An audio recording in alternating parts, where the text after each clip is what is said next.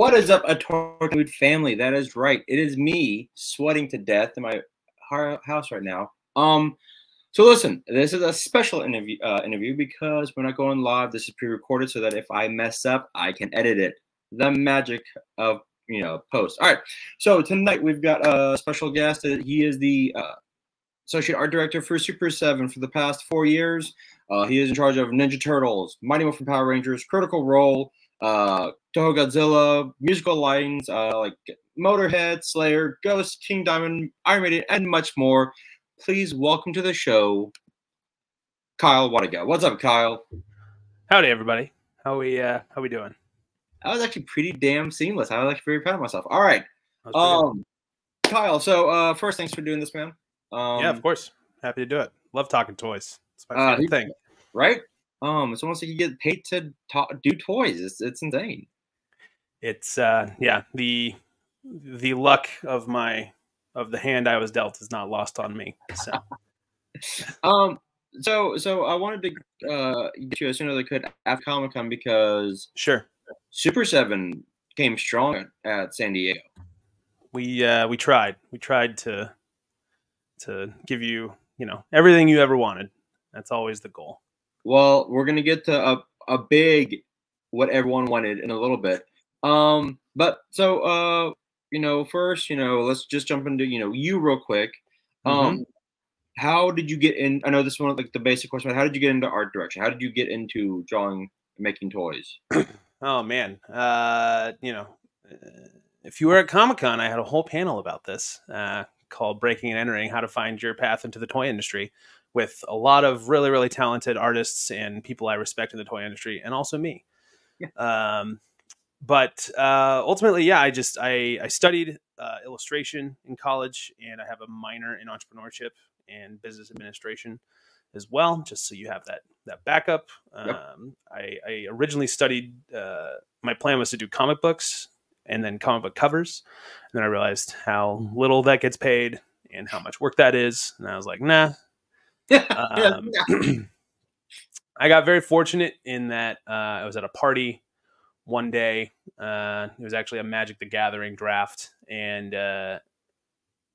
one of the guys who was hosting it was the lead game designer at a place called Cryptozoic Entertainment, and they needed an intern for their new game that was coming out. And I said, I can be an intern. And so, talked to him, got the internship, worked at Cryptozoic on and off throughout the years, did a couple contracts, a couple of like temp jobs in there, just anything I could do to like stay in the building, right. On and off as I'm like trying to start the career. And then eventually I sat next to a guy during one of those contracts who was starting the collectibles department at Cryptozoic, and my contract ended. The next day, that dude took me to lunch, and then I started doing freelance for him for about 6 months. And after that, they brought me in full time into the department. So it's really just about finding those opportunities and knowing what's worth your time, and not saying no. I try and tell people when they're in the early parts of their career to try and be a leaf in the wind. Just go where it takes you, and because you don't ultimately, I didn't think about toys as a career like at all. Right. I'd always collected toys. I was pretty into it for a long time, but I never thought of like, hey, someone gets paid to make these. Maybe that could be me. Right. That didn't even occur to me until I met the guy at Crypto. So, yeah, just I sort of Forrest Gumped my way into, just stumbled into it, which I feel like a lot of people will tell you that is kind of how it happens. Like, there are some people who I know who I respect immensely who are like, I want to work in toys, and they saw it and they went after it and they got it. But a lot of the time it's like, oh, I'm here now, but I don't think I'll leave. I kind of like it here now. So. Gotcha. All right. Well, sometimes it's funny. I had a teacher at UT. Who was, I forget the class, but she always would say, I don't, there is no such thing as luck. It's just skill. I'm like, yeah, but that luck. There's a little bit of that, but it's also like there's a skill in recognizing what's an opportunity and what's not. Yes. Too. And I think that can be confused with luck sometimes as well. Yeah, you should always say, I'm not going to wish you good luck. I'm going to wish you good skill, because your skill will put you in the position to get you. I'm like, fair. There you go. That's pretty, yeah. She's stuck to her beliefs. It's good. Yeah, and it's always stuck in my head. I'm like, I partially yes, partially like no. Being in the right spot at the right time, it does help. But you have to have the skill set to where make this cool stuff. Now, on to Super 7. Yeah. Because y'all and mainly Ultimates, because I do like the reaction line. And that is, killing it all over the place. Yeah. And I've been at Super 7 at this point it'll be 5 years in March, and for the first 2.5 years it was all reaction for me. Really? Pretty much. Yeah. It was mostly reaction, and every now and then if I was good they would let me mess with the Ultimates, and then I really, I begged and I begged and I proved to them. I was like, dude, like, look, this is like what I collect. I'm into this. Like, let me do it. And so they did. So, well, I do like the Ultimates because it is a very like simplified version of the figures, almost like what we had when we were kids. But the Ultimates, I mean, you can take these figures and just go nuts. But then there's a beauty to the Ultimates, and I talk mainly with my Ultimate Turtles, and the fact that y'all do the exact same stuff that we got when we were kids, and then you're like, oh, but here's an updated version. Like I did the unboxing of the Turtles, and I was like, these are the exact same like weapons. Like it's just fantastic. Well, thank you. That's very kind. You're very welcome. Okay, so let's get into our wonderful slideshow, because everything. If there's one thing we love on A Toy Kind of Mood, it is PowerPoint presentations. Yeah. No, I will say this is the first PowerPoint I've been part of on an interview or stream before. So this is new territory. I'm excited and I'm here for it. It's so weird. Like I used to teach. I used to be a teacher. Like, yeah, PowerPoints were always like, oh, I got to make PowerPoints. And I started doing this. I'm like, we need a way to show you. Sure. So the first thing, because we've spoken to different people, like people with Hasbro, about how they do a wave. But at Super 7, how does a wave come across? Because you have the G.I. Joes here, which look fantastic. Yeah. Thundercats, you got the waves of how does at Super 7, how do y'all come up with a wave? Yeah, I mean it kind of changes depending on the brand and the characters and that kind of stuff. Sometimes just because like there used to be what we referred to in-house as like a formula, and that was right. Two heavy hitters. Why am I holding this? Sorry. Two heavy hitters, one fan favorite, and then one deep cut. And that worked for the most part, and I think you can start to see some of that in like some of the earlier waves of Ultimates. But then, like as you get into more and more, and you get more popular, more people are on it. You have your audience and your customers are becoming more and more that like mass retail consumer. Right. That formula doesn't necessarily work anymore because those deep cuts don't always connect. True. And that's a lot of tooling money to invest in something that's you're only going to sell, a fraction of compared to like a Duke or a Roadblock or a Baroness or what have you. So, I mean, if you look at all of these are pretty much like A or B list characters. There's no like, L list right in this wave at all. Right. No, because you've got, Blood, Roadblock, Baroness, Zartan, like Gung Ho, that's Stalker. You've got CoverGirl. You've got they're all like, all right, these are all heavy hitters, and then you get to Thundercats, and like, all right, now we kind of like can expand that world a bit. Well, I mean, at this point, this was wave 4 of Thundercats, and so we had at that point we had completed that core team. Yes, of those Thundercats, and there's always kind of like there's a little bit of like it's exciting in that like, okay, that core team is out of the way, like now we can start to do like the really fun characters, like what else can we do? But there's also a little bit of risk in that. It's like, okay, that core team is done, like there is a good section of those collectors who are just like, all right, core team's done. I'm out. I'm good. Thanks. So, you have to try and make them compelling and, not, just as compelling as the first waves that had those core characters in there. And so, you include Linkso, who's a full-on Thundercat. You include Monkeyan, who's, a core member of that kind of mutants gang, right? Right. And I think also for those Thundercats, that was, that was, man, when was that? That was 2020 something or 2021 maybe. Like, that was a long time ago compared to now, which those G.I. Joe waves, like those are up for pre-order now or just closed. So you're kind of seeing how the way we think about Ultimates has shifted as we become a larger company and we're selling more and stuff like that. Now I know there were, because and please correct me if wrong, but I'm pretty sure like if a line of pre-order isn't met, then they do get canceled. They do, yeah, and it's unfortunate.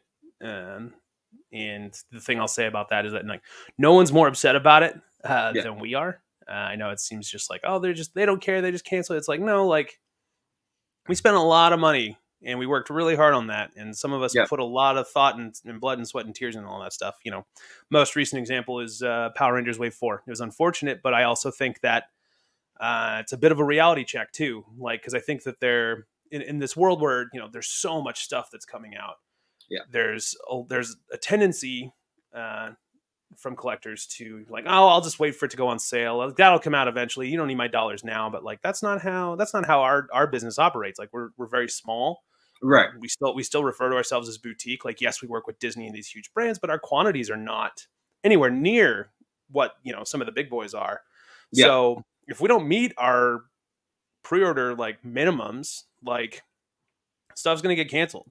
And like I said, I think it's just a reality check of like, oh, like I do need to vote with my dollar. If I wanted that, I probably should have bought it because, I'm not trying to say that these guys are the problem or whatever, but that is like ultimately like businesses are like motivated by dollars. That's what a business is. So if you want something, you need to speak the language that businesses understand, which is money. Yeah, I think from like I saw the Power Rangers Wave 4, and then for me, I actually was like man, it was the Mouse Detectives, the Rescuers. There you go. Rescuers, yep. Yeah, I saw that. I was like, I was like, oh, I love the line. Like this line's great. I want to get the Animaniacs and Pinky and the Brain really badly. Just gotta wait for some things to click. But so when we talk about, you're talking about, let's go to your bread and butter now. Ninja Turtles. This wave is bonkers, dude. Like Scumbug, Wingnut and Screw Loose. You got a Flocked, Splinter, Neutrino, and then the Basketball Donnie. So real quick, because I'll just like this is probably my favorite. This was I think this was my top figure of last year, actually. Oh well, thank you. That's right. You're welcome. Yeah, the Surfing Mikey, and I do remember this wave. It was Surfing Mikey. It was Samurai Leo. It was Raphael. We'll get to in a bit. Space Cadet, and then but like when y'all do like the Surfing Mikey or the Basketball Don, like who in y'all's like team, like how did y'all go, okay, I want that figure? Well, a lot of it is, we all sort of have our favorites because we all love turtles. And so, my vote here was for Wingnut and Screw Loose. Nice. Love a Batman allegory. Right. But also, we also try and keep it like spaced out at this point as much as we can with like the core 4 turtles. So like, yeah, we needed to do another. At that point it was like, okay, we need to do another Donatello. Also, Donatello's the best, so you're going to see a lot more Donatellos. Just he's my favorite. He's my turtle. Yeah. I mean, look, like I have the NECA one up here. Okay, hold on. Because I had a theory Oh, about. we're stopping the presentation for conspiracy theories. Okay. Well, okay. So here's the thing. Okay, here's the thing. So I'm grabbing my turtles real quick, Kyle. So sorry everyone who saw that. Okay, look.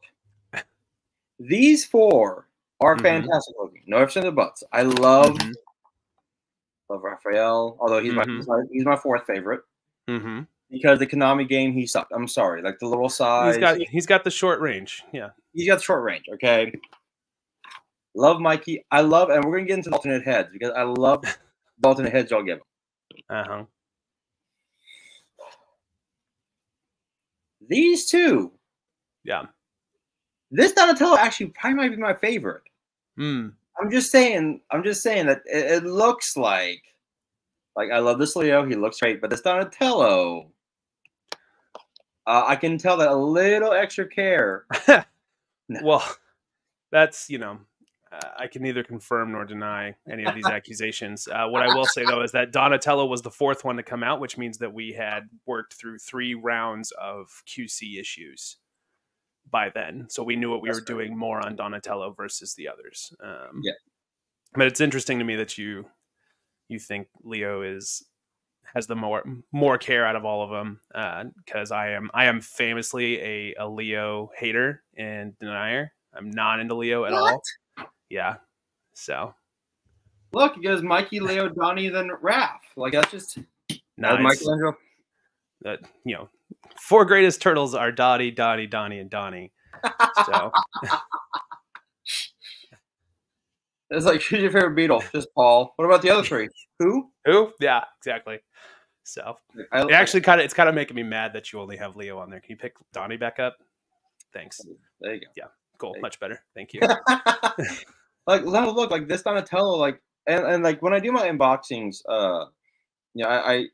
it is a point that I like to show that, like, look, like the detail that y'all put into these isn't a joke. Like his stomach, you can tell, like y'all put love and care into these figures. Fun fact: it is that they all have the same body. It's just new heads and weapons, right? Belts, but I mean, and and paint jobs and all that. Yeah, I get that. I mean, I get that, but still, okay. Like, okay. I didn't know if you knew it, so I wanted to. Oh, no! I was knew. Like, who's gonna tell him? Yeah. Shh! Don't tell him. No. But no, they are fantastic looking, and Well, thank you. Yeah. You're welcome. So now that because we are getting, I know we're getting a Space Dawn, right? You are confusing us with NECA. You were thinking of Space Raph from us. Right.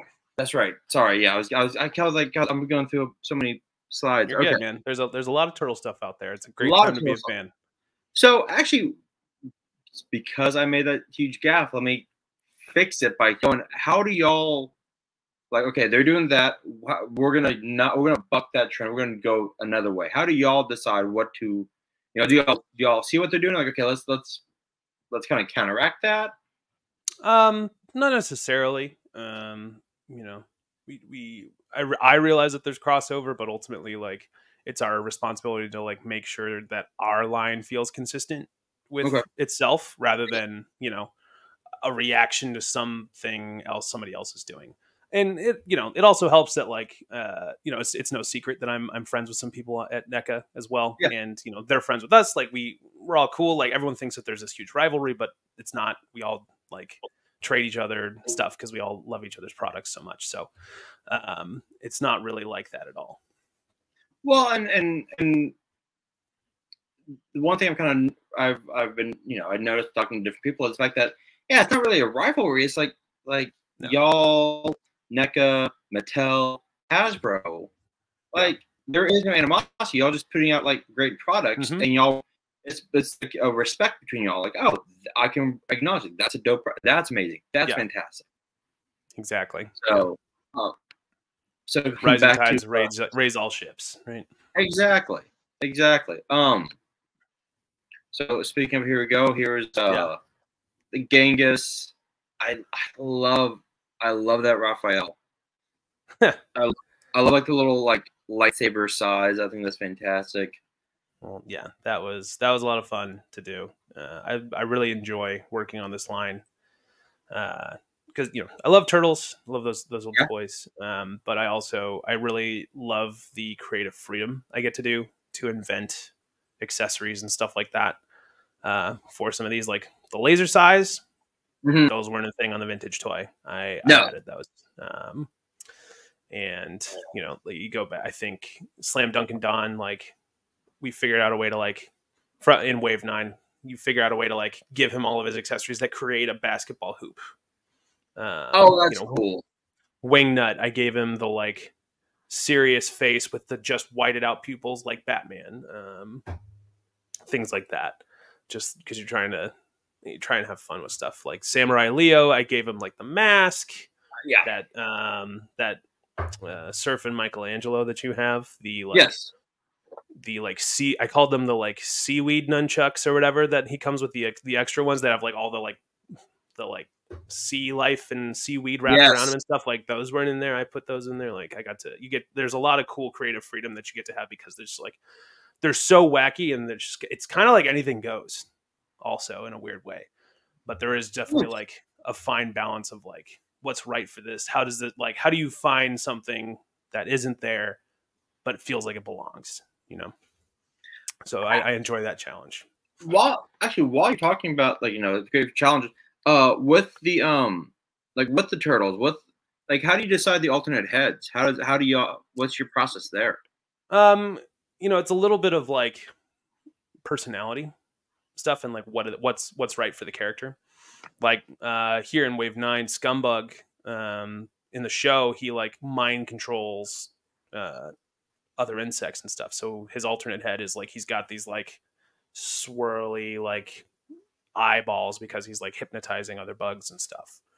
And like Slam Dunk and Don, like it's no secret that he's that original figure had a 23 on there.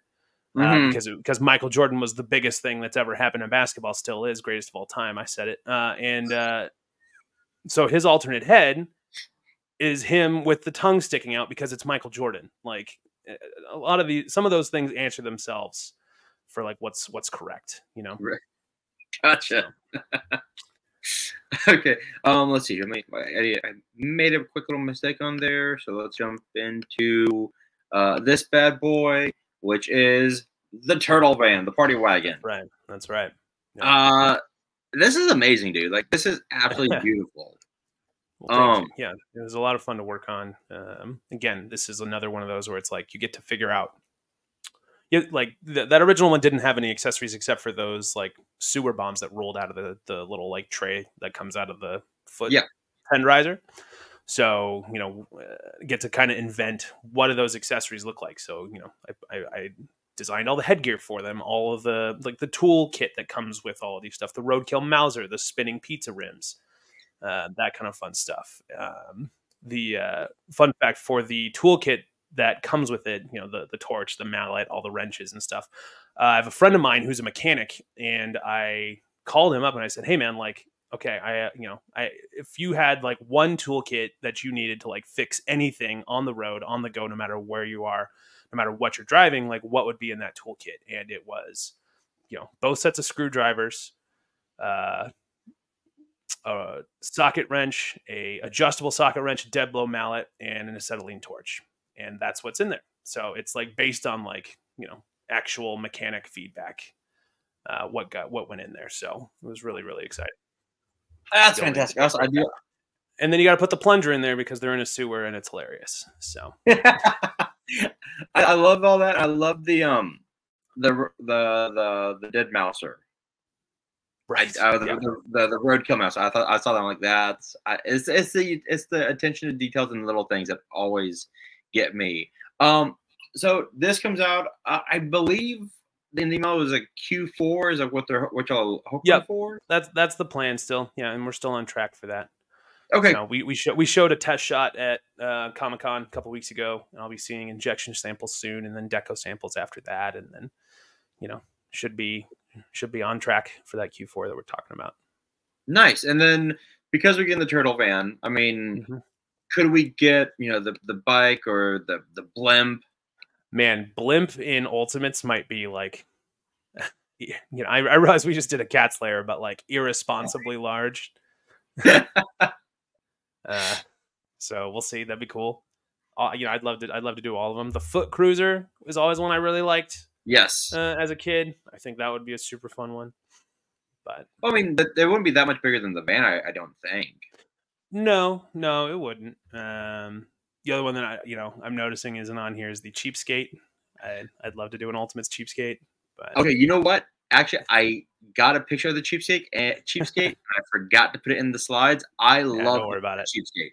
Cheapskate's rad. Yeah. Cheapskate was great. Okay, so I was gonna ask you, which one would you like? Would you want?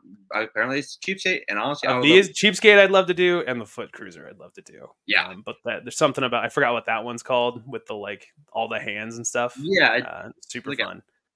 The hand. All right, now, let's see real quick. Going from before we get to the big reveal, I do want to talk to you about Conan. Yeah. So like when you do Conan, like what? Because obviously this is this is some iconic moments here. With something like Conan, is it like, okay, we've got like 3 waves and then done, or do you want to like how do you go to the comic book? You transition to the comic book and then kind of do those, or how?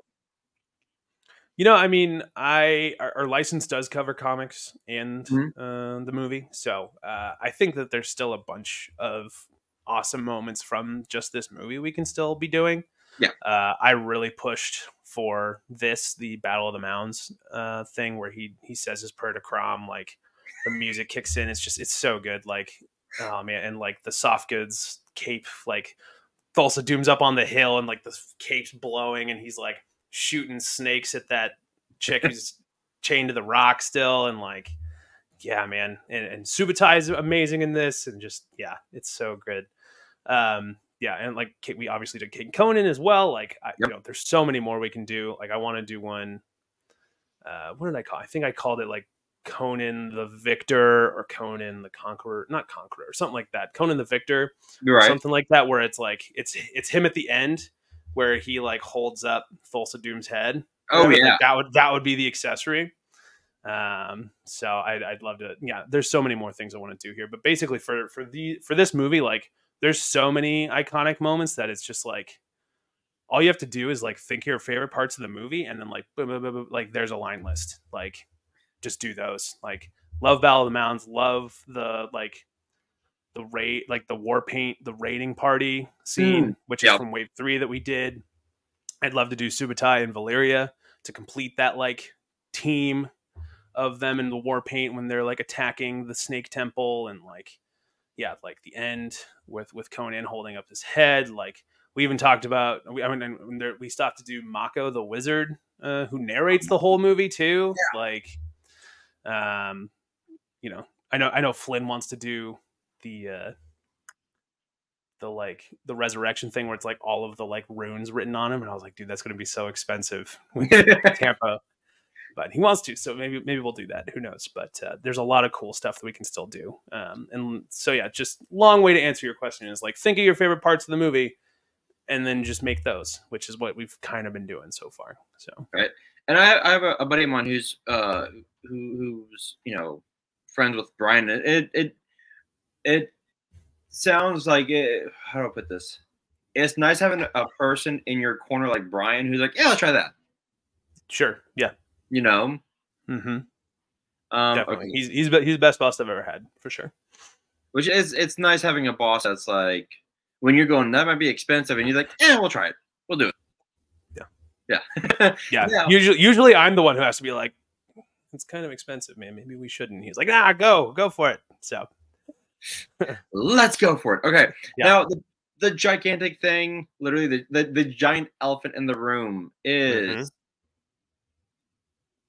good God. Giant cat in the room. Yep. The giant cat in the room. I mean it's 3 feet. 3 feet tall, 53 inches wide with the doors open.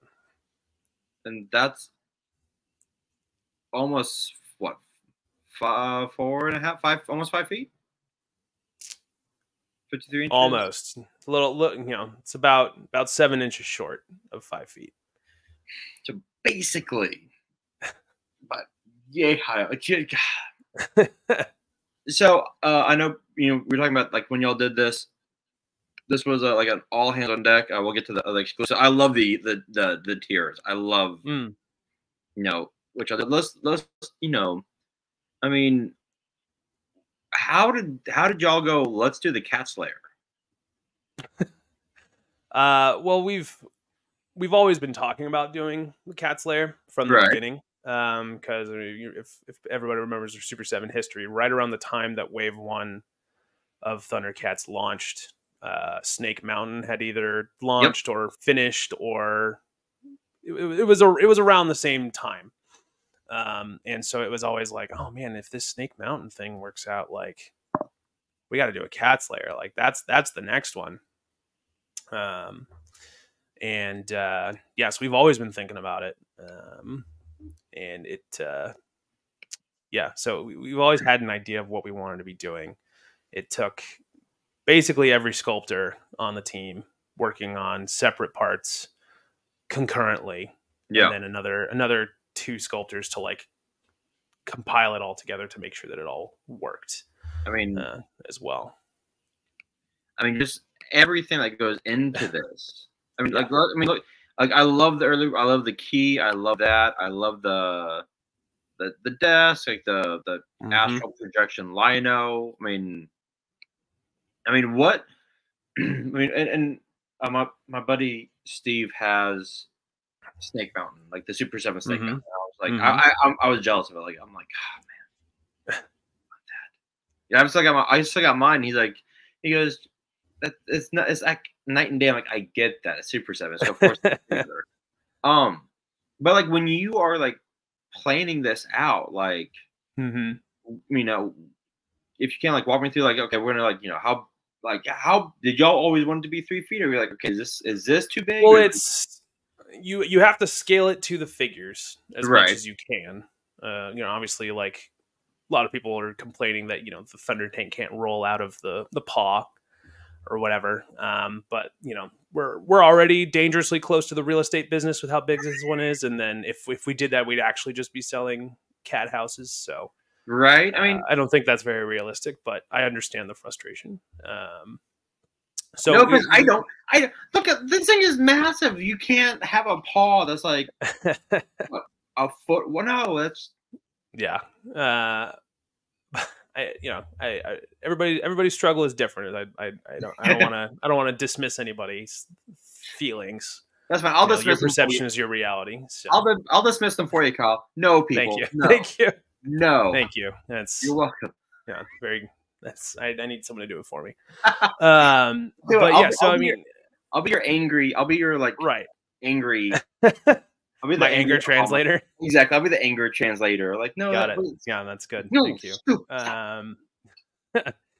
But yeah, so I mean, you ultimately start with like, for us, we kind of started with the box dimensions because like Snake Mountain, when we shipped it, was the like legal limit of size that you can send via FedEx without palletizing. Really? Yeah, it's like right at the edge of every dimension before they're like, all right, we're going to put this on a pallet. And now it's, $400 to ship it. So we started with that and like, okay, how do you scale that? How do you fit that? And then we realized that if you're going to put the head on there with the shoulders, and it's like, that's not going to work. And so now we are going to ship this in 2 boxes because we couldn't make that work. But that also helped a little bit with the scale.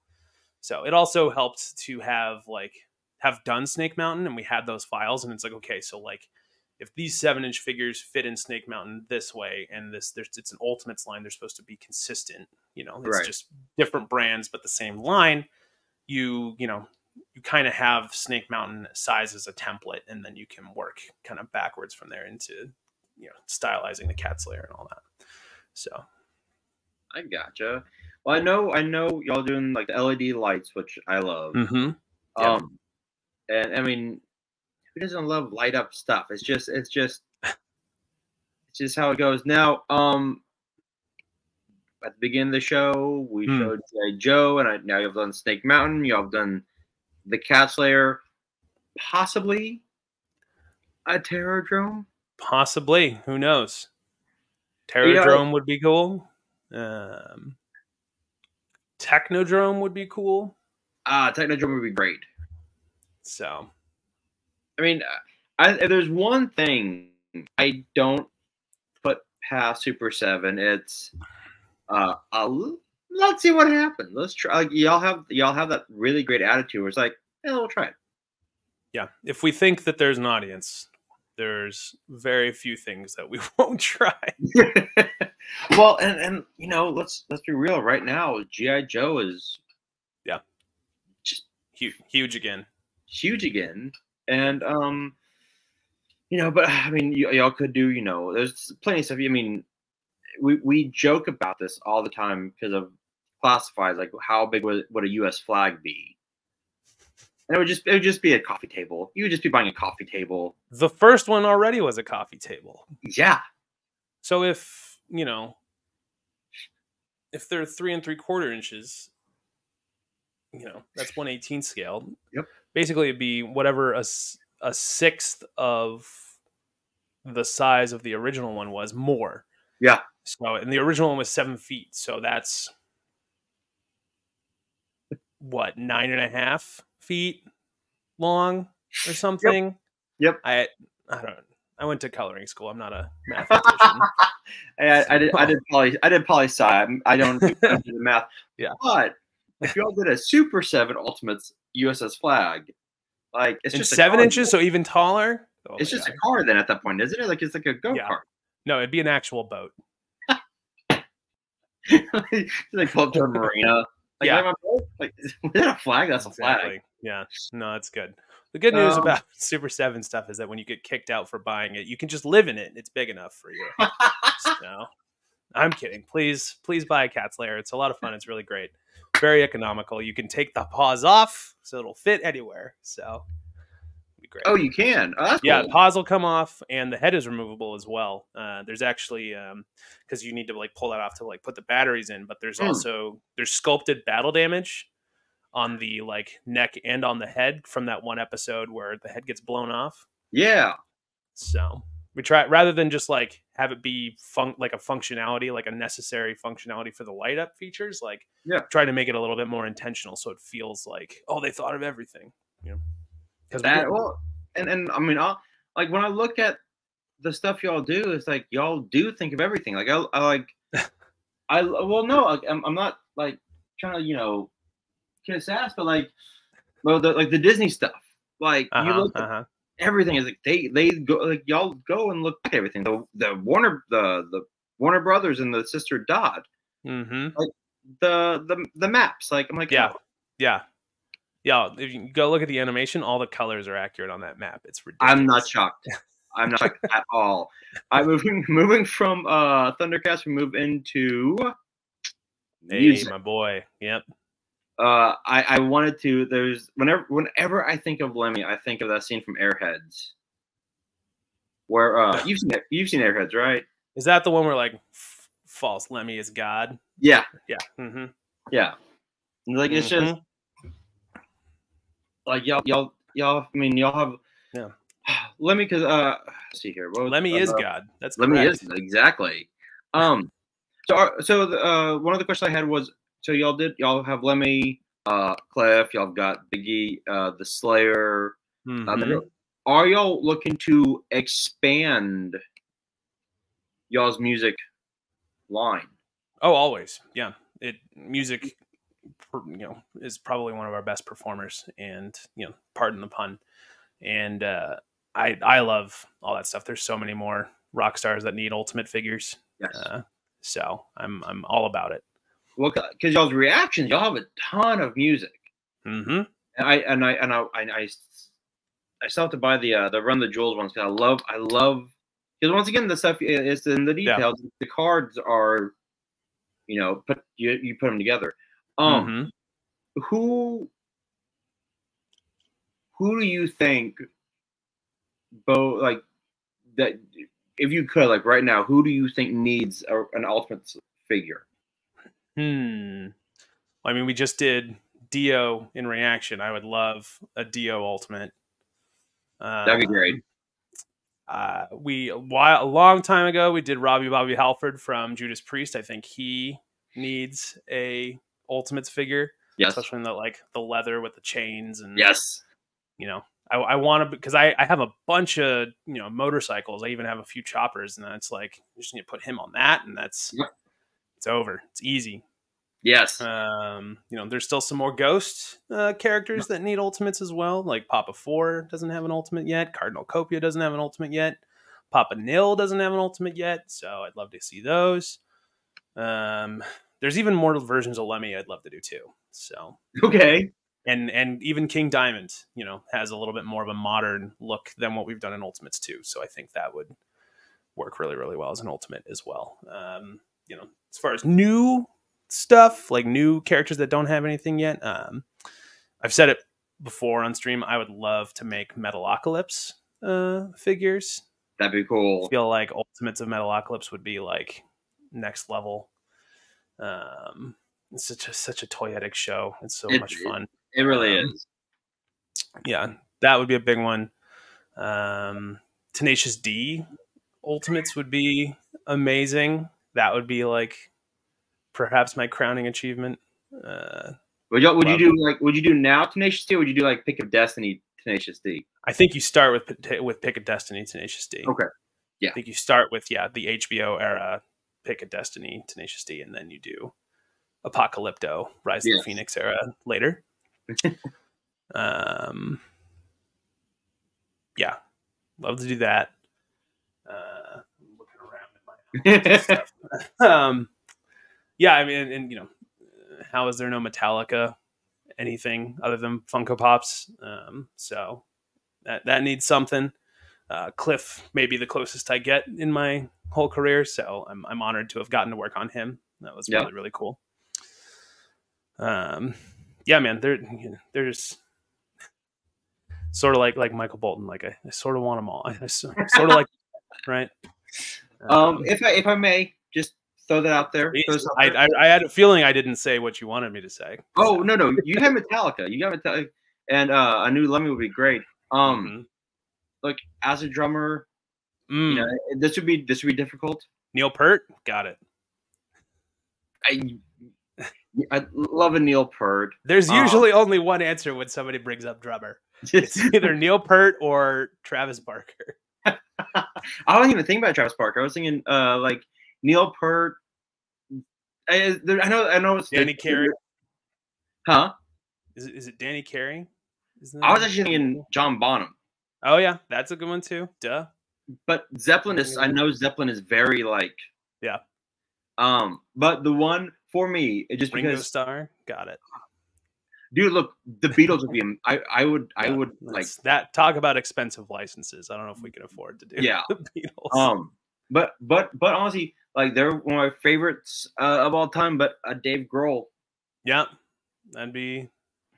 Especially, he could come with drum kits and guitars and all that fun stuff. Yeah, sort of jack of all trades here. Yeah, but that's the great thing about Ultimates is like, just like, what do we want to do? What can we do? And it's y'all. Yeah. And then Outcast. I would love Outcast.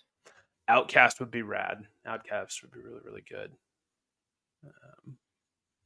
And Childish Gambino, I feel like deserves at least like a few reaction waves. Like he changes so many times, it's pretty rad. Dude, if you did an Ultimate Childish Gambino, the amount of access you could give him. I know. Oh, Johnny Cash. There you go. Well, there's a reaction to him. An Ultimate would be good. Yeah. Yeah. It's not a bad point. I'm looking at my react. I have a whole reaction shelf of all the heavy metal guys that I do. Oh, dude. Iron Maiden Ultimates would be sick. Like, give me like a Somewhere in Time Eddie, the like Cyborg Eddie. That'd be cool. Ultimates. Yes. Alice Cooper. I wouldn't mind an Alice Cooper. You can give him like a soft goods straight jacket for like Ballad of Dwight Fry. Like, be into that. So it's funny you mentioned Alice Cooper. I actually met him last year. Oh yeah, at the golf tournament. No, actually, here at a con, he was here. Nice. And I got him to sign an 8-track for me. Oh wow. Yeah, I know. What, like the nicest? Yeah. Like the nicest guy. It's like, oh my god. Mm-hmm. I like how we're going like just like through your greatest hits. And then and this is going way over what I thought it was going to be. But, you know, we're having It's fun all with good. this. Like I said, happy to talk toys. Yeah, yeah. This is the new one, Wave 4. Yeah, this is the Space Wave 4. Godzilla, one of the best kaiju designs of all time. Gosh, Period. like you have this one in this wave, and you've got Mogura. There we go. Yeah. So when you are coming up with these, like, what is like going through your head, like, other than, oh yes, this is amazing. It's a little bit of that, but it's also like, okay, like it's ultimately reductive to a point where it's like, okay, why do people want these characters? Why do people what do people like about them? How do we highlight what's cool about them? Yeah. And you know, sometimes that's easier than others. Like Space Godzilla, easy. It's Godzilla, but made out of crystals. Super dope. But then, you know, Mogura, like that, you know, arguably is a little bit harder to figure out why he's cool. But you know, he flies around, he shoots lasers out of his eyes, he's got these like spiral missiles that come out of his like claw drill hands. Like he's pretty rad. So, and that's actually part of the fun of working on these things is like kind of not discovering, but kind of rediscovering like what makes this so rad, and like how do you translate that into a figure and make sure that people feel that when they open it. Right. I mean, and then you get like the classics, like just classic Godzilla. Yeah. Wave 1 just started arriving to people now, so most people should have this by now. And hopefully the comic book shop has that soon, so I can pick him up. There you go. And then finally, Power Rangers. Like we all love, like the Rangers. These look, I mean, absolutely fantastic. And then I saw the T-Rex at Best Buy, and I was like, ooh. My wife's like, no, not yet. Fine. Too big? No, just she's like, we didn't come here to buy. How much is it? It doesn't matter how much it is. Doesn't matter. Which when doing a Jedi mind trick on her. Oh, and she's like, oh, your Jedi mind tricks don't work on me. I'm like, fine. I'm a Twidarian. Don't work on me. But like I love like granted, like the core Rangers are great.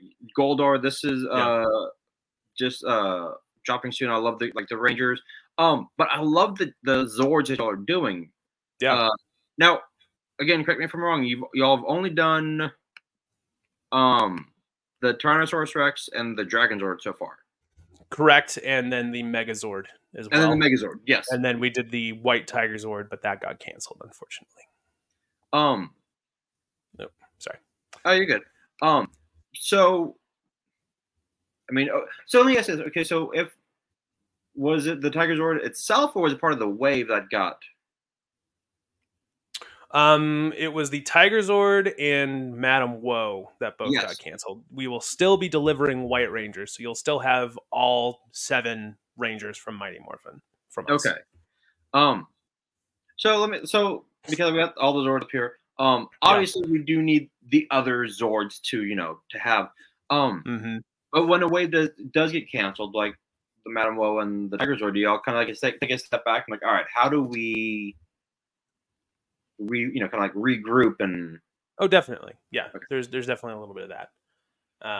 And maybe it makes you kind of realize like how many times can you go back to this customer and how often per year, and what's the expected, if somebody wants to be a completist for you, like what's the expected dollar amount that they're going to spend with you per year. Right. And you also have to try and factor in like crossover, because, some dude likes G.I. Joe and Power Rangers, and ultimately like he only has so much money. So, you have to try and factor that kind of stuff in. So like I think we will continue with Power Rangers, but it's gonna look a little bit different than what was out before, where you look at it, it's just all new SKUs the whole time. You may, when orders get canceled, it makes companies cautious. That's just life. Something bad happens, you pull back, you get a little bit more defensive. So you may see a repaint or two of these characters that you may already have, but that's also part of the game too. Yes. We still want to deliver characters that you've never had before, either from us or from anybody else.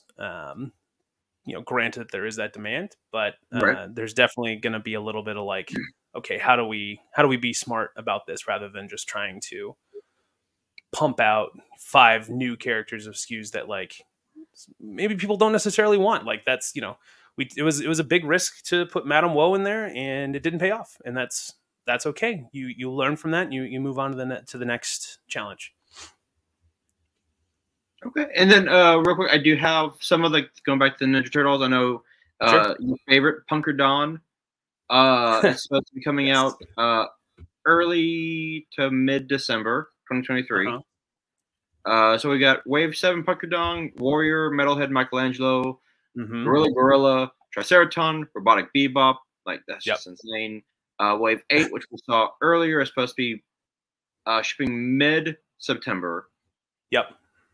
And then Wave 9, which we saw, is mid-November. And then Wave 10, Classic Rocker Leo, the Casey Jones Mirage Karai, and Ninja April.